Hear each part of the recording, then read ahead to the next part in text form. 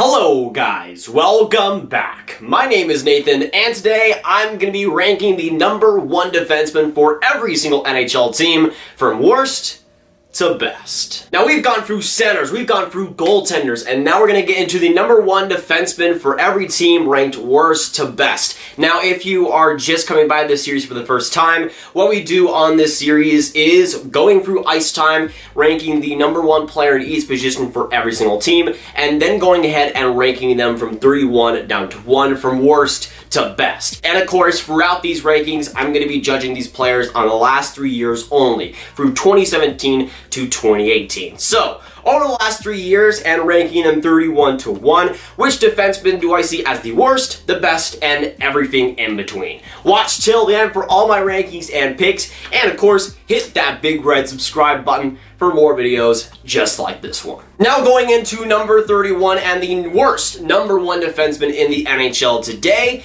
This kind of surprised me because with this bottom 5 especially, there isn't really that many bad defensemen here. They're kind of just average, and comparing that to the goalie or even the center rankings, it's definitely surprising. But going to number 31, I have Arizona Coyotes number one defenseman, Alex Goligoski. Yeah, I'm as surprised as you. When we're factoring in the whole ice time, Goligoski was number 1 in Coyotes ice time, which is crazy. And I think OEL was number 3 behind Jacob Slavin, which is even more surprising. But with Goligoski, he got 70 games played this year and 32 points. Right now in his career, he's definitely at the tail end of it. Solid offensive defenseman, but I have noticed since his Dallas days that his defensive game has pretty much dropped like a rock. Now going on to number 30, I have number 1 D-man for the Devils, that being Damon Severson. Now Severson is actually a pretty solid defenseman over the past 3 years, all things considered. In 2019, got 39 points in 82 games, and this year in 69 nice games, got 31 points. So decent production, and although I thought he reduced a little bit in his overall game, that's still a pretty solid defenseman, which just shows how good the 29 other defensemen on this list are right now. Now we're going to have to wait a little bit to get into that actual good stuff because at number 29 I have number 1 Sabres defenseman Rasmus Ristolainen. Now Ristolainen, although I love Finland players, I've never really seen the hype in Ristolainen too much. Besides points, there's really nothing you can say that he's an actual great defenseman. He plays the most minutes on the Buffalo Sabres and I think almost does more harm than he does good. Although he got better defensively this season, I felt, and over the first couple of months was actually pretty okay. He also just dropped off like the rest of the Sabres team, and over the course of his career, that's a player that, yes, puts up points, but if you want him to play solidly in your defensive zone,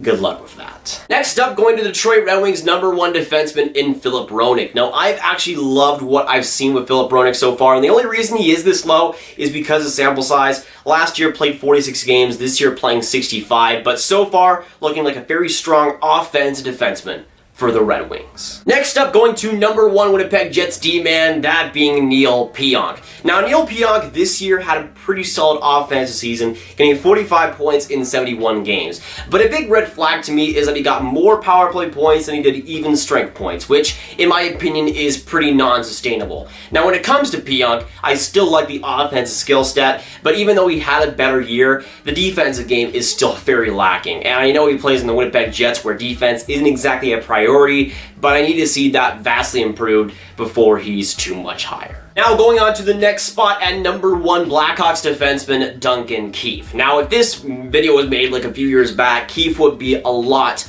higher. But over just the past 3 seasons, Duncan Keith has been more weak than he's actually been a true number 1 guy. This year, for instance, got 27 points in 61 games, and this year I thought his defensive game actually got a little bit better compared to a couple years past, but overall has been a pretty weak defensive player over the past 3 seasons, and obviously at age 36, isn't getting any younger. Next up, going to number 1 Canucks defenseman Alexander Edler. Now, I was kind of surprised to see Quinn Hughes not be the number 1 guy for minutes, but Edler was the number 1 guy team-wide, and so far the past 3 seasons has been a very solid defenseman, routinely being in the 30s in the point scoring, and this year especially being kind of an even strength beast. I respect Edler a lot, and although I think his defensive game has kind of taken a step back recently, the offense is still very good to see. Next up, going to number 1 defenseman for the Edmonton Oilers, that being Oscar Klefbom. Now, if I had to explain Klefbom with one word, it would be weird. He's just a weird defenseman, and especially this year,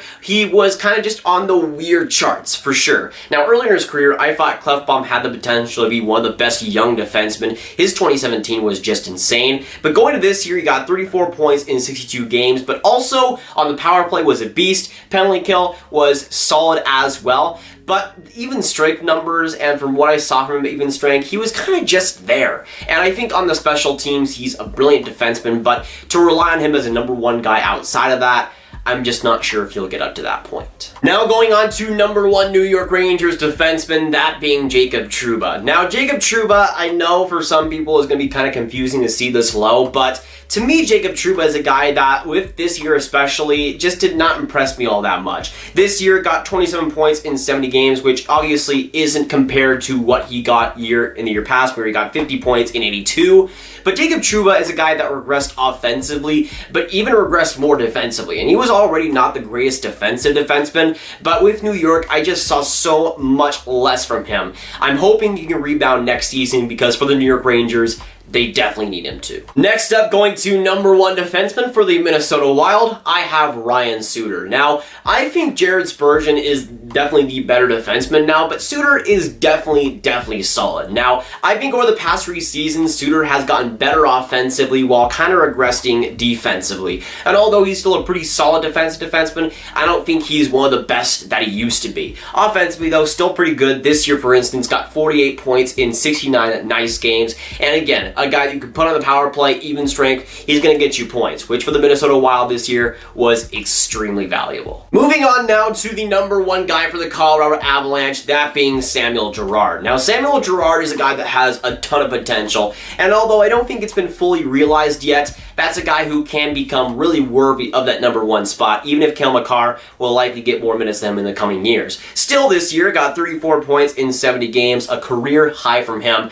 and although I really love his creativity, I, again, still think there's more to give, especially defensively, where I think there's a lot more improvement that needs to happen. Now, I know this next pick is going to get a lot of hate from a certain subject and certain fan base of the NHL, but you guys know I'm going to give my honest opinion whether you agree with it or not. Coming in number 20, I have Drew Doughty of the LA Kings, and the thing about this is I'm just basing this off the past 3 years, right? I'm not talking about 2012 where he was amazing a defenseman, 2014 where he was really one of the top defensemen in the league. And I can say to that point that back then he was one of the best. But now, over 2017 to 2020, he, in my opinion, is the 20th number one NHL defenseman. And again, I don't think Drew Doughty is horrible, but I don't think he's that great either. If you're just looking on points, sure, he's a fine defenseman. But defensively has regressed so hard over the past few years. Offensively is fine, but just doesn't have as much of an impact when it comes to creating chances as he probably should. And again,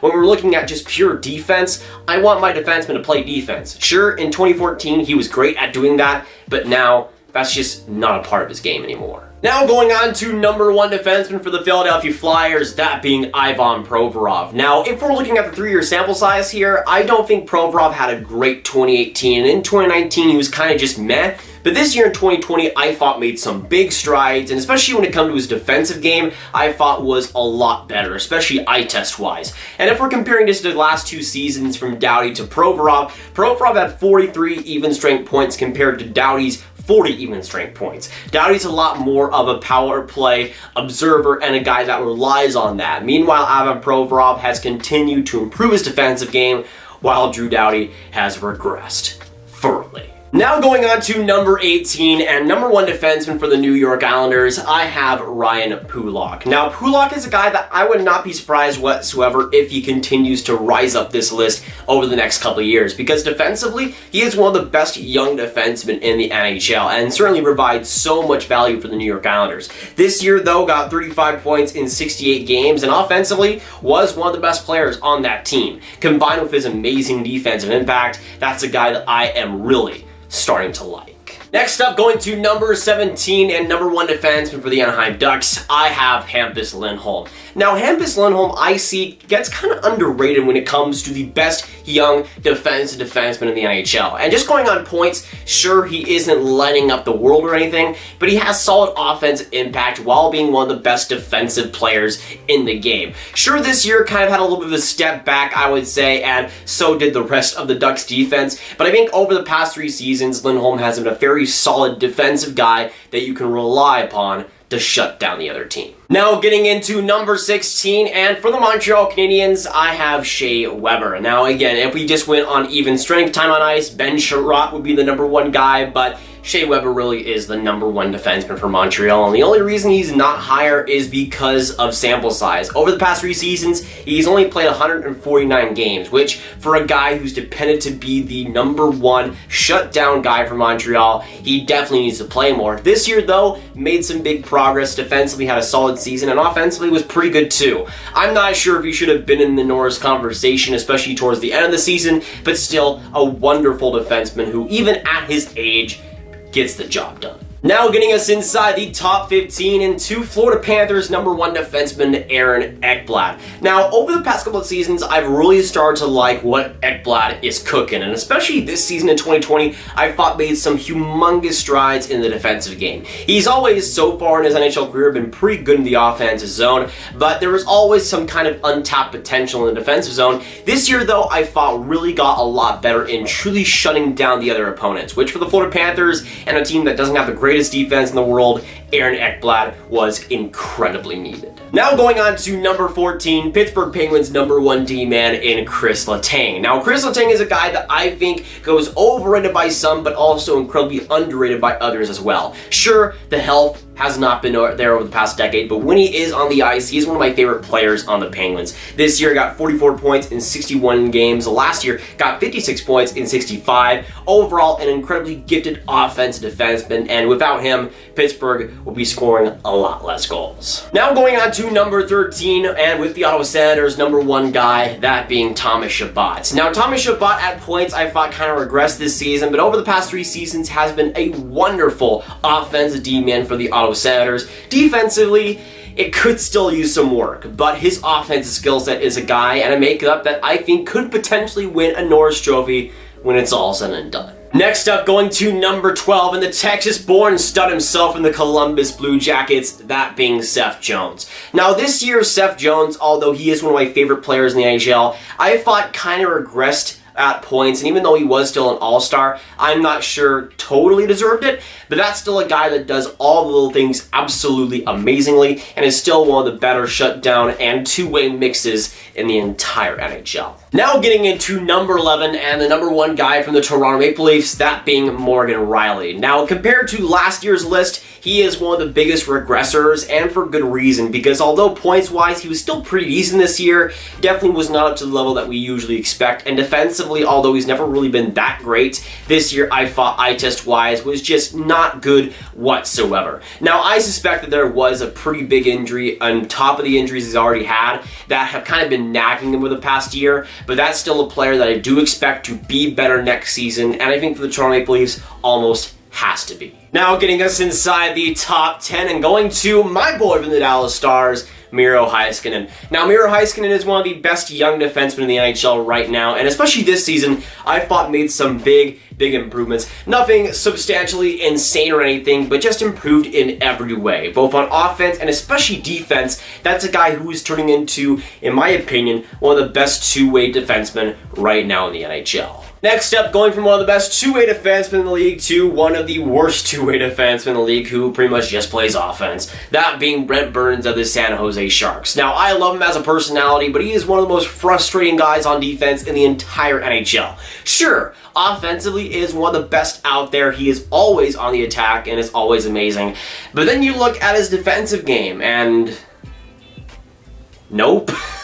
But hey, it gets better because at number 8 we have a defenseman who actually plays defense. I know, it's crazy. Going to number 8, that being Jaccob Slavin of the Carolina Hurricanes. Now, there's a little bit of a stereotype that he does everything amazingly, and I don't think that's completely true because I think he just does everything great and he gets the job done. You can go up in the offensive zone, score for you, but also in the defensive zone, just shut you down, and there's really nothing you can do about it. Now going on to number 7, and in my opinion, besides Bruins fans, he is one of the most underrated players in the NHL today, that being Charlie McAvoy of the Boston Bruins. Now, Charlie McAvoy gets harped on for not scoring a goal until like February, but the thing is, if we just don't look at points, which you should not be doing for defensemen, he is one of the best all-around guys in the NHL today. He is slowly, for some reason, which I did not expect when he first entered the NHL, he has slowly become one of the best defensive guys in the NHL. Just pure shutting down and limiting chances like an absolute god. And offensively is great in the cycle, has great offensive transition abilities, and is a guy that, just like Jaccob Slavin, can do everything. Next up, going to number 6, and I have my man for the Vegas Golden Knights, that being Shea Theodore. Now, if you didn't know, before this season, Shea Theodore was diagnosed with cancer. In September, he had a Players Tribune article of that, and then had to go into this season playing professional hockey, which is just insane. And Shea Theodore is a guy that is an absolute warrior on and off the ice, and had his best season of his entire career. If we just look besides the points, which are actually pretty good this year, Shea Theodore was just insane over the past 3 seasons. For Vegas is an offensive, amazing guy who is always involved in the attack. Transition is amazing. And in terms of just smarts and getting it done, Shea Theodore is an absolute blessing. If you point back a lot of Vegas Golden Knights goals, it usually adds up to Shea Theodore creating the whole play in the first place. Next up, going to number 5, and a guy who is one of the oldest players in this list, that being Mark Giordano of the Calgary Flames. Now, I think I had Giordano like 1, 2, or 3 last time, and now he's at number 5. Sure, had a little bit of aggression when it comes to this season, but was still very good. And I noticed that this year especially, although his offense wasn't as good, I thought his defensive game actually took a really big step up, especially in the second half when Calgary was really getting going. I thought Giordano was a great anchor for that team. And we don't forget that last year he won a freaking Norris Trophy, getting 74 points over the past 3 seasons. Pretty impressive span for Giordano. Now going on to number 4, and Washington Capitals number 1 defenseman, John Carlson. Now I like to harp on Carlson a lot, and he's not even my Norris Trophy vote for this year, but I still appreciate what he's done for the Capitals, and especially over the past 3 seasons, being an offensive superstar. Now defensively, there are some big questions there, but offensively, he's being one of the best transition defensemen, and one of the best players on the power play, on even strength, and just cycling the puck around. He is just a beast in that department, and I think will continue to be a beast for the Caps. Now this next guy at number 3 is a guy that I think some people will think is a little bit too high, but coming from a team that is one of my least favorite in the NHL and a big rival of my favorite team, I respect him a whole heck of a lot. That being Alex Pietrangelo of the St. Louis Blues. Now, over the past 3 seasons, Pietrangelo has been one of the most sturdy, shutdown defensemen, while being one of the best pure offensive guys in the NHL too. Great overall two-way game, obviously winning the Stanley Cup in 2019, and I will say, if Pietrangelo wasn't on that team, I don't think they'd get past the second round against the Dallas Stars. He was a beast in that game, he was a beast in that series, and just in the playoffs, in the regular season, he is always the number 1 guy for the St. Louis Blues, being relied upon to shut down the other team and also score on the other end. And for a team that just won the Stanley Cup, I think that's pretty important. Now going on to my second best defenseman in the NHL today, I would go with Tampa Bay Lightning defenseman Victor Hedman. Now, Victor Hedman for a lot of people might be number 1, and it's really close between him and the number 1 spot, but Hedman is one of my favorite players on my second favorite team, so I like him quite a bit. I think he had a little bit of a regression defensively this year, but over the past 3 seasons, still puts up amazing defensive results while being one of the best transition defensemen in the NHL, and being just such a smart, composed, and mature guy for the Lightning. Unfortunately, didn't go all too well in the playoffs last year, but he is still the anchor on that Bolts defense, and I expect to lead quite well heading into these playoffs. Now getting into my number 1 defenseman across the entire NHL, and even as a Stars fan, man, you have to respect this guy. That being Roman Josi of the Nashville Predators. My vote for the Norris Trophy this year. Had an amazing season, but over the past 3 seasons has been one of the best out of them all. Offensively, one of the just pure offensive studs in the NHL today, and Nashville has had a problem when it comes to scoring on the power play and just scoring in general sometimes, but it is never because of Roman Josi. He is always creating chances, always driving play, and that's a big factor as to why Nashville is in a playoff spot right now and heading into these playoffs. Defensively, I thought also took some big steps over the past 3 seasons. Isn't a defensive stud by any means, but gets the job done as well, which for how much impact he has on the other side of the ice is, in my opinion, the most valuable in the entire NHL. And that'll be it for today's defensive ranking for 2020. Of course, in the comments down below, let me know what you agree and disagree with. Let me know your rankings as well. Of course, hit that like button, hit that subscribe button, and hit that notification bell if you haven't already. Share this video with your friends, and click this card for all my predictions and picks videos right in one playlist. My name is Nathan. I love y'all faces. Thanks so much for watching, and I'll see you guys next video or stream. Goodbye.